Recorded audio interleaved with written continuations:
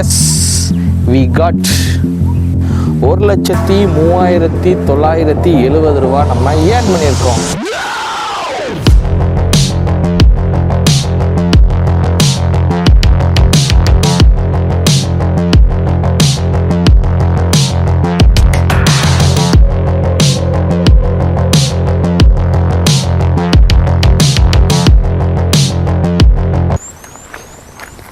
Hi hello friends, welcome to Shan's life and tech. இந்த video என்ன வீடியோன்னா, தம்ப்நெயிலில் பார்த்துருப்பீங்க, நம்ம ஐடி கம்பெனியோட பேமெண்ட் நமக்கு வந்துருச்சு. அதோட ரிவ்யூ வீடியோ தான் இது.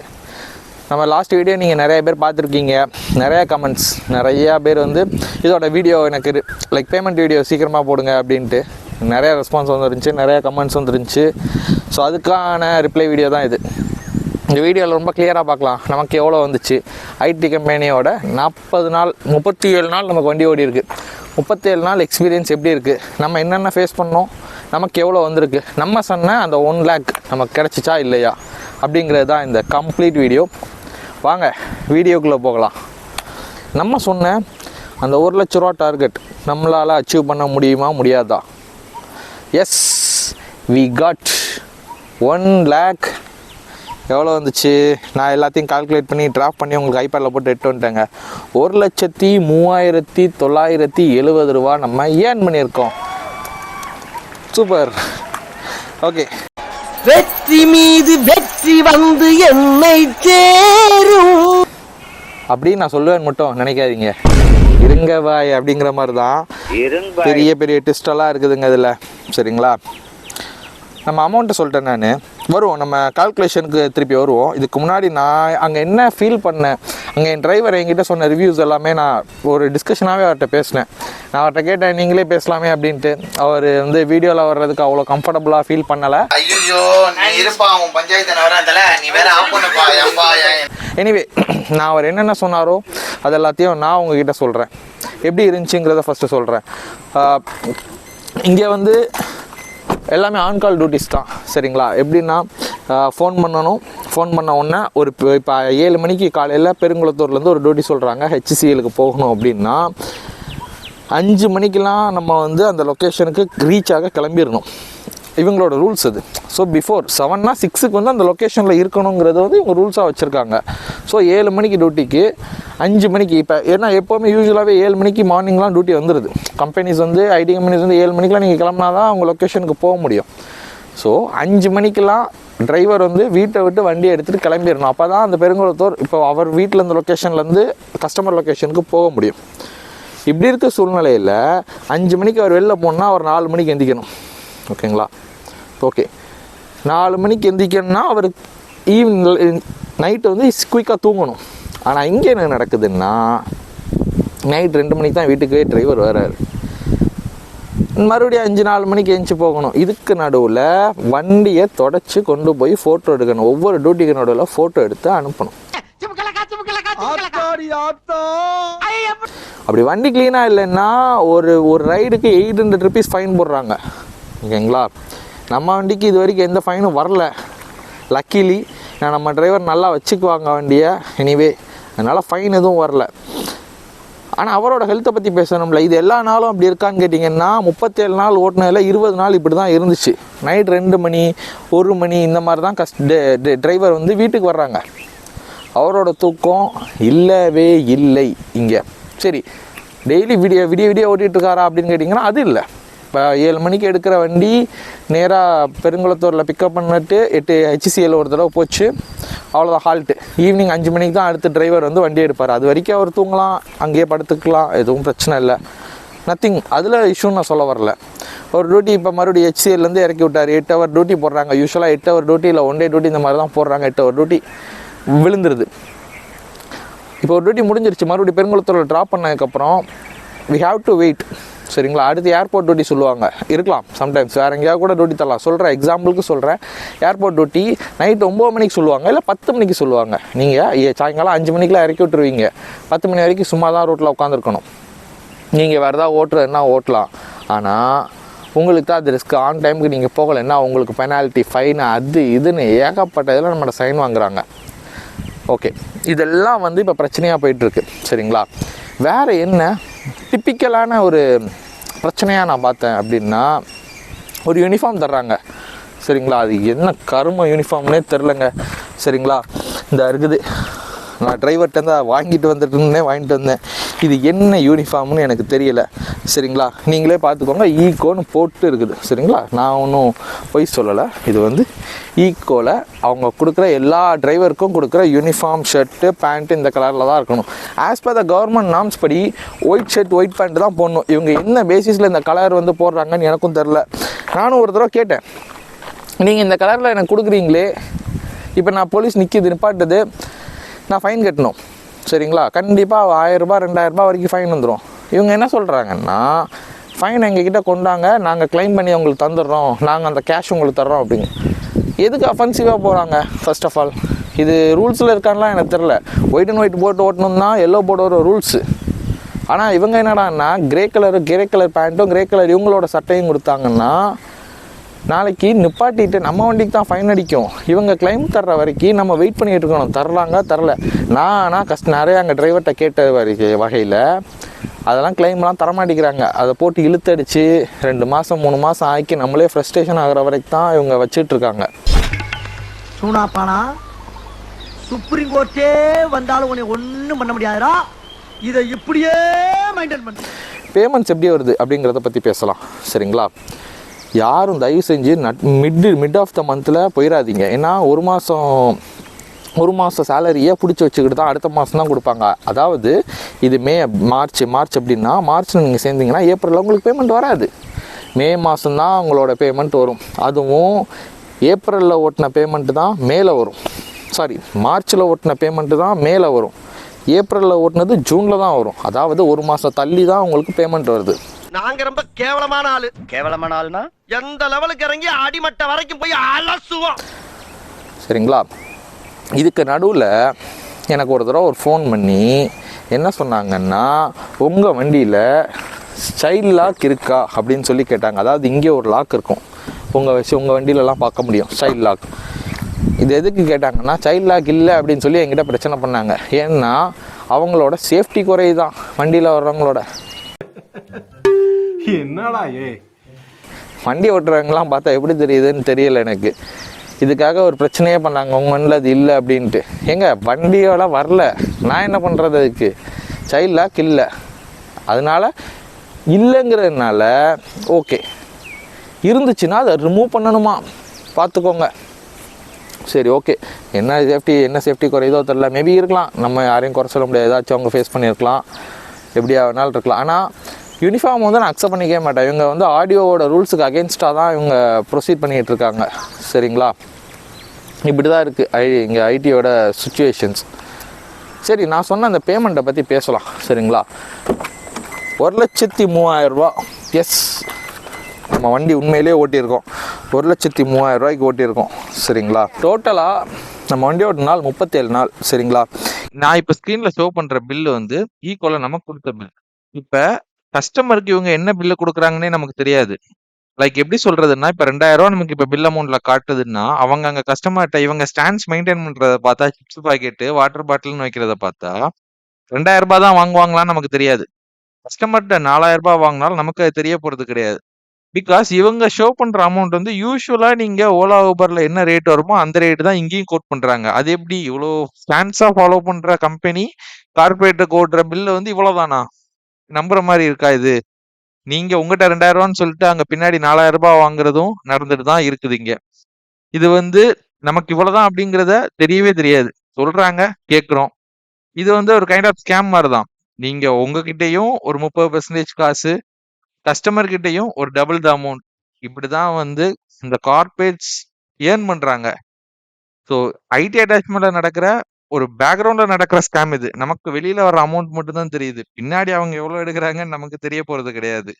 இதுல கஸ்டமரோட ஓடின கிலோமீட்டர் 3,279 3279. நான் ஸ்க்ரீன்ல போடுறேன் பாருங்க சரிங்களா. இது நான் எம்டிஎல்லாம் நான் சேர்க்கல, ஏன்னா இதில் சேர்க்குறதுக்கு எனக்கு கால்குலேஷன் இல்லை. என் டிரைவர் ஓடின கிலோமீட்டரை மட்டும் தான் டிராஃப்ட் பண்ணி வச்சுருந்தாங்க. ஸோ அதுலேருந்து எடுத்தது தான் 3,279 கிலோமீட்டர் ஓடி இருக்குது சரிங்களா. சரி, நம்ம அமௌண்ட்லேருந்து இப்போ எல்லாத்தையும் கழிக்கலாம். 1,03,970 ஓடி இருக்குது. இதில் 30% கமிஷன் ஈகோக்கு 31,191 ரூபா. சரிங்களா, 31,191 ரூபா கமிஷனு. பார்க்கிங்க்கு எவ்வளோ செலவாயிருக்கு அப்படின்னு கேட்டிங்கன்னா 3,000 ரூபா பார்க்கிங், ஏர்போர்ட் பார்க்கிங், அதெல்லாம் மொத்த பார்க்கிங். ஏர்போர்ட்டுக்கு தான் நிறையா பார்க்கிங். சரிங்களா, ஏர்போர்ட் பார்க்கிங், டோல்கேட்டுக்கு 400 ரூபா செலவாயிருக்குது. சரிங்களா, இது போக அம்யூனிட்டிஸ்னு ஒரு இது போடுறாங்க. அம்யூனிட்டிஸ்ன்னு போட்டு 2,000 ரூபா நம்மகிட்ட சார்ஜ் பண்ணியிருக்காங்க. 1,966 ரூபா. நான் எல்லாத்துக்கும் ப்ரூஃப் இருக்கேன்ட்ட, எல்லாத்துக்கும் ப்ரூஃப் வந்து நான் எக்ஸல் மேலே போடுறேன், நீங்களே பார்க்கலாம். சரிங்களா, எல்லாமே வந்து ஆன் ப்ரூஃப் தான் நான் பேசுகிறேன். இதோட காஸ்ட் வந்து அம்யூனிட்டிஸில் என்னென்ன கொடுத்தாங்கன்னு நினைக்கிறீங்க? 2 செட் ஆஃப் யூனிஃபார்ம், ஒரு tissue box, chips packet, water bottle, அப்புறம் ஏதோ கொடுத்தாங்களே இந்த ஏர்போர்ட்டில் பிடிச்சி நிற்கிற இதெல்லாம் அவங்க கஸ்டமருக்காக நம்மகிட்ட கொடுக்குறது. சரிங்களா, இதுக்கு நம்மகிட்ட தான் சார்ஜ் பண்ணுறாங்க 2,000 ரூபா. ஜிபிஎஸ்க்கு ஒரு மாதம் தான் நம்ம ஓட்டிடணும் அப்படிங்கிறதுனால 500 ரூபா, 495 ரூபா. சரிங்களா, இதுக்கெல்லாம் போக டிடிஎஸ் போட்டிருக்காங்க. டேக்ஸு 729 ரூபா. ஓகேங்களா, எல்லாம் ஃபியூவலை விட்டேன் பாருங்கள். முக்கியமான விஷயமே அதுதான். 3,279 கிலோமீட்டருக்கு என் வண்டிக்கு செலவானது 143 கிலோ கேஸு. என் வண்டி கேஸ் வண்டிங்கிறதுனால கொஞ்சம் கம்மியாக போயிருக்கு. சரிங்களா, எனக்கு கேஸுக்கு செலவான காசு ஒரு கிலோ 91 ரூபான்னு வச்சுக்கோங்க. எனக்கு ஃபியூவலுக்கு 13,000 ரூபா செலவாயிருக்கு. ஆவரேஜாக தான் நான் சொல்கிறேன், கூட தான் செலவாயிருக்கு. ஆவரேஜாக 13,000 ரூபா செலவாயிருக்கு. இதே டீசல் வண்டி வச்சுருக்கிறவங்க ரொம்ப பாவங்க, 16,000 ரூபா செலவாகுது. ஓகேங்களா, இப்போ நமக்கு மொத்தமாக கையில் எவ்வளோதான்ப்பா உனக்கு நின்றுச்சு அப்படின்னு நீங்கள் என்கிட்ட கேட்கலாம். சொல்கிறேன், டோட்டலாக நம்ம கைக்கு கிடைச்ச அமௌண்ட் என்னங்க? 52,435 ரூபா. இவ்வளோ தான் நமக்கு கிடச்சிருக்கு. இதில் என்னங்க லாபம்? ஐடியில் எல்லோரும் 1 லட்ச ரூபா. இதில் எவ்வளோ பேர் தெரியுமா இப்போ இன்ட்ரெஸ்ட்டாக எல்லாத்துக்கும் பதில் நானும் வண்டி எடுக்கிறப்ப ஆசைப்பட்டு 1 லட்ச ரூபா வரும், நமக்கும் கிடைக்கும், ஏதோ கொஞ்சம் லாபம் சம்பாதிக்கலாம் அப்படிங்கிற ஒரு எண்ணத்தில் தான் எல்லோரும் வண்டி எடுக்கிறாங்க. வெறும் 52,000 ரூபா. இதே டீசல் வண்டி வச்சுருக்கவங்களோட நிலமையை பற்றி கொஞ்சம் யோசிச்சு பாருங்கள். சிட்டியில் 14 கிலோமீட்டர் தான் தரும், என் வண்டி 25 கிலோமீட்டர் தரும். 25-24 ஆச்சு கொடுத்துரும். இதே டீசல் வண்டி வச்சுருக்கவங்க நிலமை சிட்டியில் 17 தர்றது கூட முக்கும். அப்போ கேஸ் அவன் எவ்வளோ செலவு பண்ணணும்? அப்போ கைக்கு எவ்வளோ நிற்கும்னு நினைக்கிறீங்க? வெறும் 48,000 ரூபா to 50,000 ரூபா அதிகபட்சமாக நான் சொல்கிறேன். 2 மணிக்கு தாங்க டியூட்டி வீட்டுக்கே வர்றாரு டிரைவரு. இதுக்கு மேலே ஒரு ஆளால் ஓட்ட முடியாது. அவ்வளோதான், அதான் உண்மை. காலையிலேருந்து சும்மா இருக்கலாம், ஆனால் 8 ஹவர் டியூட்டி, வெளியிலையும் போக முடியாது. கிலோமீட்டர் வேரியேஷன் ஆகும். வேறு ஏதாவது இந்த 8 ஹவர் டியூட்டிக்கு நடுவில் வேறு எங்கேயா ஓட்டுறோம் அப்படின்னா கிலோமீட்டர் வேரியேஷன் ஆகும். ஆண்ட பதில் சொல்ல முடியாது. நம்ம ஜிபிஎஸ்ல நம்ம என்ன பண்ணுறோம் ஏது பண்ணுறோம் அவங்க பார்த்துட்டே இருப்பாங்க. வித் ஆன் ஆஃப் சுவிட்சோடு அவங்க வச்சுருக்காங்க. ஆஃப் பண்ணிவிட்டு அவங்க பாட்டுக்கு போட்டுருவாங்க நம்ம வண்டியை. நம்ம கெஞ்சி கூத்தாடி வரணும். நிறைய விஷயம் இதுக்கு பின்னாடி இருக்குதுங்க. அப்போ நீ என்ன தான் சொல்ல வரா? வெறும் 52,000 ரூபா தான் நான் 37 நாளில் வந்து சரி அப்படி இப்படி பாரு. 37 நாளைக்கு வெறும் 52,000 ரூபா நீ சம்பாரிச்சிருக்கிய, பெரிய விஷயம் தானே நீ கேட்கலாம். டாக்ஸி ஓட்டுறவங்களுக்கு 50,000 ரூபாங்கிறது ரொம்ப கம்மி, அதுவும் 37 நாளில். எப்படி சொல்கிறேன்னா, இதுக்கு நீங்கள் எதுக்கு ஐடி கம்பெனிக்கு வரணும்? ஓலா ஊபரில் ஒரு அரை நாள் ஓட்டினா போதும், 1,500 ரூபா சம்பாரிச்சிடலாம். ஆவரேஜாக 52 ரூபான்னு சொல்கிறீங்க, இப்படி கணக்கு பண்ணணும். 52,435 ரூபா 37 நாள். ஒரு நாளைக்கு வர்ற காசு எவ்வளோன்னு கேட்டிங்கன்னா, ஃபியூயல் எல்லாத்தையும் கழிச்சது போக 1,417 ரூபா தான். ஒரு நாளோட காசு 1,417 ரூபா தான் உங்கள் கைக்கு வருது. நான் வச்சுக்கோங்க. இதில் சாப்பாடுங்கிற ஒரு விஷயத்தை நான் சேர்க்கவே இல்லை. இதை பற்றி கொஞ்சம் யோசிச்சிங்களா? 3 நேரம் சாப்பாடு ஒரு நேரத்துக்கு 50 ரூபான்னு வைங்க, 150 ரூபா ஆச்சு. டீ காப்பி செலவு ஒரு 50 ரூபா, 200 ரூபா கழிங்க. ஒரு நாளைக்கு உங்கள் கைக்கு கிடைக்கிறது 1,200 ரூபா தான். 17 ரூபாய் விட்டுருங்க, டீ ஏதாச்சும் சாப்பிடுவார், வடை கிட சாப்பிடுவார். மொத்தமாக 1,200 ரூபா தான் ஒரு நாளைக்கு ஐடி கம்பெனியில் உங்களுக்கு ரெவன்யூவாக வர்ற காசு. யாரும் தயவு செஞ்சு ஐடி கம்பெனிலலாம் போய் ஏமாறாதீங்க. ஓலா ஊபர்னு இல்லை, உங்களுக்கு கிடைக்கிற டியூட்டியில் எடுத்து ஓட்டினாலே ஒரு நாளைக்கு 1,200 டீசெண்டான காசு. இவங்கிட்ட இங்கேயும் நீங்கள் அதே 1,200 ரூபா தான். ஒரு நாளைக்கு 1,200 ஓலா ஊபரில் ஒரு காசே இல்லைங்க. ஒரு அரை நாள் ஓட்டினா எடுத்துடலாம் 1,000 ரூபா. ராஜா மாதிரி இருக்கலாம். யாரும் ஐடி கம்பெனியை தேடி ஓடாதீங்க. நீங்களாம் ஐடி கம்பெனின்னு போகிறதுனால தான் அவன் அவ்வளோ ரேட்டு போட்டு வச்சுருக்கான். ஒரு கயரை வச்சு வேலைக்கு சேர்ந்து கடையை காலி பண்ணிட்டானே. 1200 ஒரு ரெண்டு நீங்கள்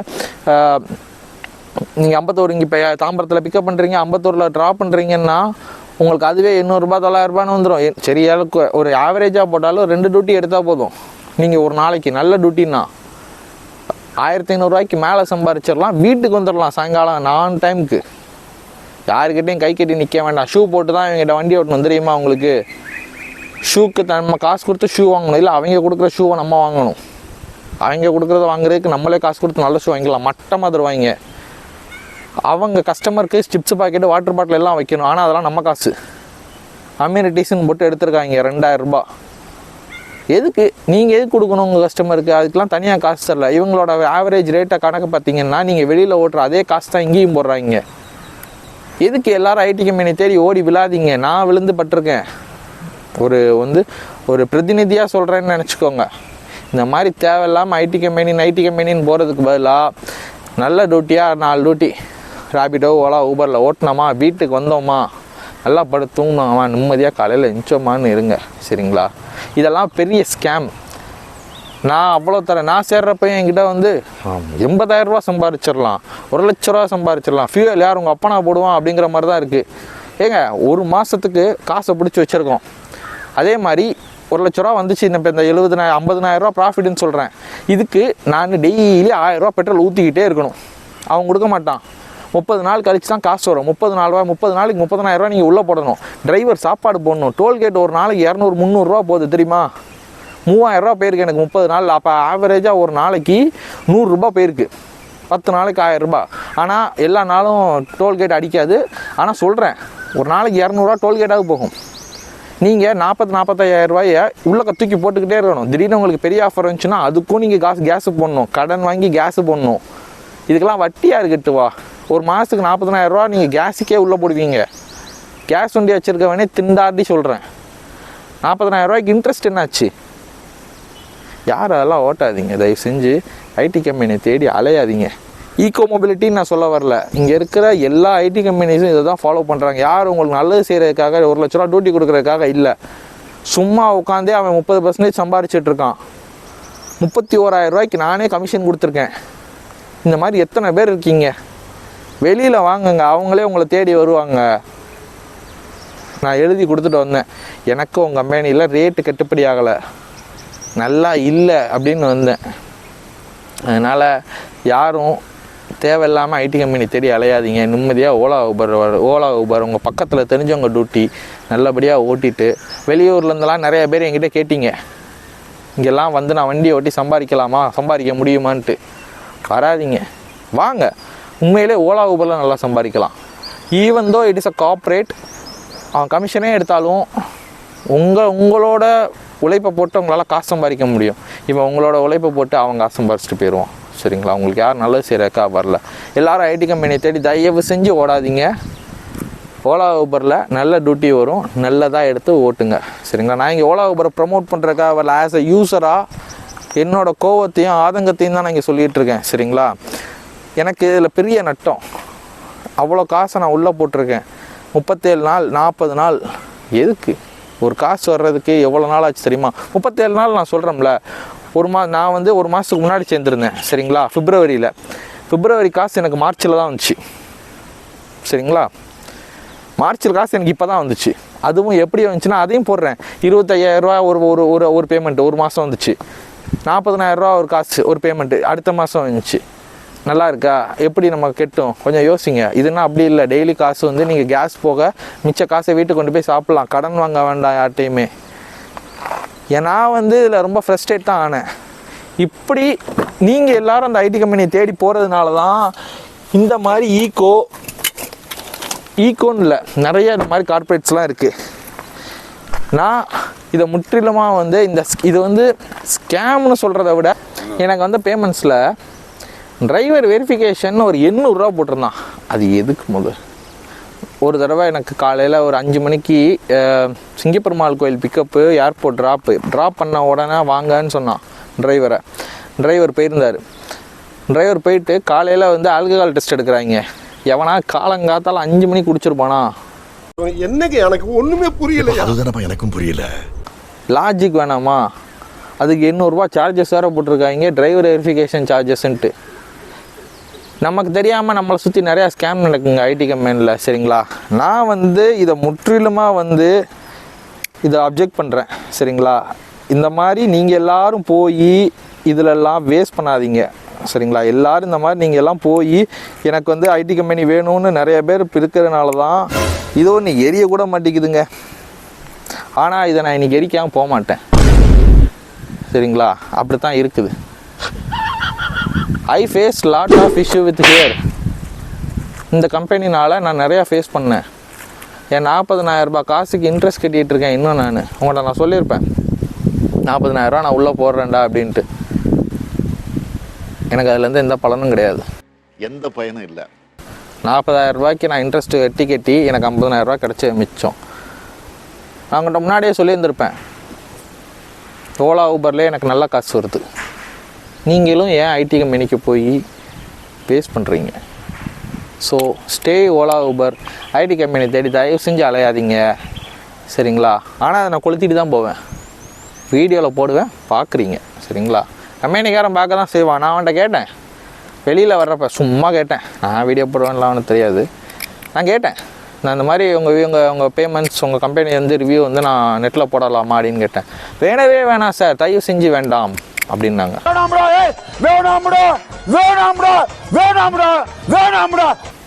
ஏன்னா உண்மை தெரிஞ்சிருங்க. எல்லாருக்கும் உண்மை தெரிஞ்சிச்சுன்னா யாருங்க போய் சேருவா? உங்களுக்கு எதுவுமே தெரியாமல் தானங்க போய் சேர்றீங்க. நான் வெளியில் வர்ற நாள்லையும் ஒரு 3-4 டிரைவர் சேர்ந்தாங்க. பரிதாப நிலையம் தான் எனக்கும் மனசில் பட்டுச்சு. புது வண்டி, எல்லோரும் புது வண்டி எடுத்துகிட்டு வர்றாங்க. போங்க, கார்பரேட் பக்கம்லாம் போகாமல். ஓலா ஊபரும் கார்பரேட் இல்லைன்னு நான் சொல்ல வரல. சரிங்களா, அவங்க கூட உங்கள் கேஸ் காசு உங்களுக்கு கைக்கு வரும். நீங்கள் யார்ட்டையும் கடன் வாங்க வேண்டாம். ஒரு நாளைக்கு 1,500 ரூபா சம்பாரிச்சு அந்த 1,500 ரூபா அன்னைக்கு நாள்லேயே உங்கள் கைக்கு வந்துடும். இவன் 45 நாள் கழித்து தருவாங்க காசை. அதனால் யார் இந்த பக்கம்லாம் வராங்க. இது ஒரு கம்பெனி, இது ஒரு கம்பெனியில் நானும் அட்டாச் பண்ணியிருக்கேன். என்ன சொல்லணும்? சரி, ஆனால் உங்களுக்கும் இது ஒரு பதில் கிடச்சிச்சு. சரிங்களா, யார் இனிமேல் ஐடி கம்பெனி பக்கம் போகாதீங்க. ஓகேயா, ஓலா ஊபர்லேயே ஓட்டுங்க. இன்னொரு நல்ல வீடியோ, தேவையான வீடியோவோட நான் உங்களை பார்க்குறேன். இந்த வீடியோ உங்களுக்கு கண்டிப்பாக பிடிச்சிருக்கும்னு நான் நம்புகிறேன். சரிங்களா, நான் உங்களுக்காக இதை இன்வெஸ்ட் பண்ணது நீங்கள் எல்லோரும் இதை தெரிஞ்சுக்கணும், நானும் தெரிஞ்சுக்கணும் அப்படிங்கிறதுனால தான். ஏன்னா இது ஒரு கண்கட்டி வித்தை மாயை மாதிரியே இருக்குதுங்க, நமக்குன்னு தெரில இல்லை. ஓகே, என்னோடய ஆதங்கத்தை உங்களுக்கு புலம்பிட்டேன். நீங்களும் இந்த மாதிரி ஏதாச்சும் ஃபீல் பண்ணியிருந்தீங்க, ஃபேஸ் பண்ணியிருந்தீங்கன்னா கமெண்ட் பாக்ஸில் சொல்லுங்கள். இனிமேல் யாரும் ஐடி கம்பெனி பக்கம் போகாதீங்க, ஓலா ஊபரில் ஓட்டுங்க, நிறையா சம்பாதிங்க, நல்லா இருப்போம். Until than bye from Anwar. Tata. இதை இழிச்சிட்டு போவோம்.